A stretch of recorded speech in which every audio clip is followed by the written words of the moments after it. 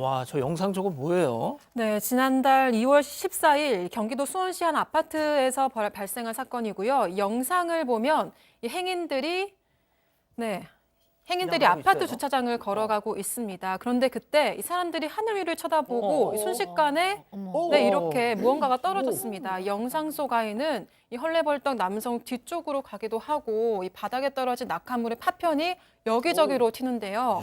알고 보니 제보자가 사는 아파트 옆동 19층에서 뒷베란다 셰시 공사 도중에 낙하물이 떨어진 거였습니다.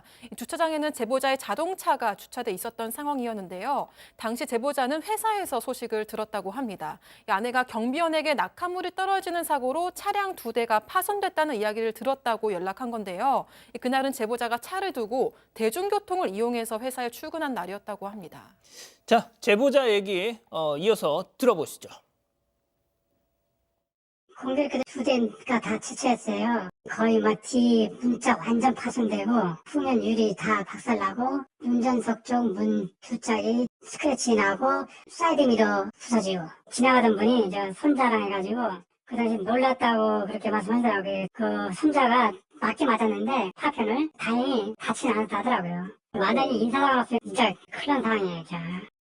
저거 만약에 사람 있었으면 사망했습니다. 아, 저 위에서 떨어지면 큰일 날 수 있습니다.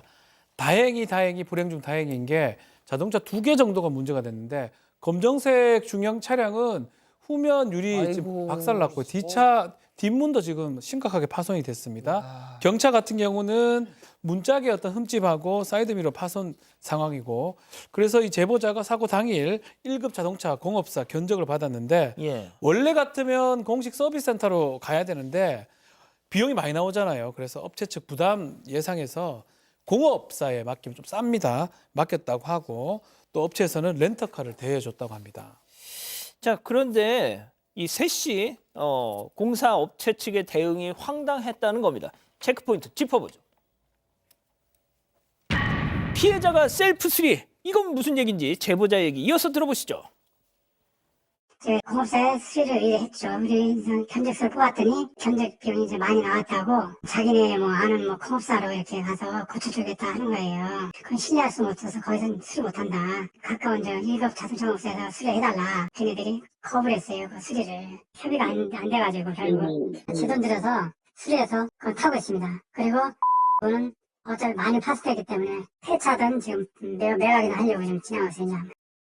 자, 양 변호사님 설명 좀 해주세요. 어떤 거냐면 이제 제보자는 공식 서비스 센터는 아니더라고 하더라도 좀 신뢰할 수 있는 1급 공업사에서는 수리를 하고 싶으셨다라고 합니다. 그런데 이 업체 측에서 거기 가지 말고 우리가 소개를 해주겠다라고 했는데 그 업체는 이 중고 매매차 단지 근처에 있는 공업사였다고 합니다. 근데 거기를 좀 신뢰가 안 가서 아무래도 이제 1급 공업사에 가야겠다라고 얘기해서 일단 견적을 받아봤대요. 그랬더니 견적이 중형차는 380만 원대, 경차는 140만 원대. 아까 보셨다시피 굉장히 심각하게 파손이 됐잖아요. 그리고 그 기간 동안 렌트 비용은 한 100만 원 가량이었는데 문제는 그렇게 얘기를 했더니 우리 너무 비싸다, 못 받아들이겠다라고 해서 업체 측에서는 계속해서 자기들 아는 공업사에서 고쳐라라고 했답니다. 그렇게 협의를 하다가 협의가 이루어지지 않은 상태에서 아예 업체에서 연락을 받지 않았답니다. 아, 연락을 받지 않았다고요? 자, 교수님, 그래서 저희가 그 해당 업체 측에 직접 연락을 해봤죠. 네, 저희가 전화를 해봤어요. 그때 이제 업체 쪽에서 뭐라고 얘기를 하냐면 우리가 알아본 견적은 400만 원 정도인데 저 제보자가 알아본 견적은 차량 2개에다가 렌트비까지 700만 원 정도가 되니까 금액 차이가 너무 크지 않냐. 그래서 이거는 너무 무리하다고 생각이 되고 받아들일 수가 없다라는 얘기입니다. 그리고 또 맨 처음에 렌터카를 대여해줬던 것도 차량을 수리하는 걸 전제 조건으로 하는데 수리도 하지 않고 법적 조치한다고 하니까 렌트카도 해줄 수 없다라고 얘기를 했습니다. 그리고 이제 제보자께서는 이렇게 이 의견이 좁혀지지 않으니까 법적 처리를 하겠다, 법적 조치를 하겠다라고 하셨고요. 현재 그 중형차는 공업사를 통해서 매각 중이고 또 근데 이번에 사실은 이제 제보자께서는 차량 한 대를 다 날린 거나 다름이 없다고 합니다.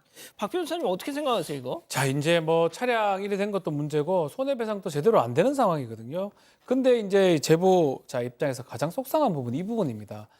저러는 샤시 공사 같은 거 하면 밑에 낙하될 가능성이 매우 높습니다. 그럼요. 고지해야 되고 고지가 아니다 하더라도 밑에 펜스 같은 걸 설치해가지고 차량을 빼게 한다든지 밑에 사람들을 못 가게 한다든지 그 공사 안내문 같은 게 있어야 되는데 그런 것들이 좀 적었던 것 같아요. 그러다 보니까 저거 딱 한 장 그게 붙여놨었대요. 다예요. 그걸 확인하기가 쉽지 않았던 상황이고 이 관리사무소도 좀 그런 미온적 답변만 했다라고 합니다. 그리고 특히 계속 하는 말이지만 사람이 다쳤으면 죽을 수도 있는 거거든요. 상당히 그 관리사무소나 업체나 큰일 날 상황이기 때문에 그런 부분 문제 제기를 좀 하고 싶다고 해요.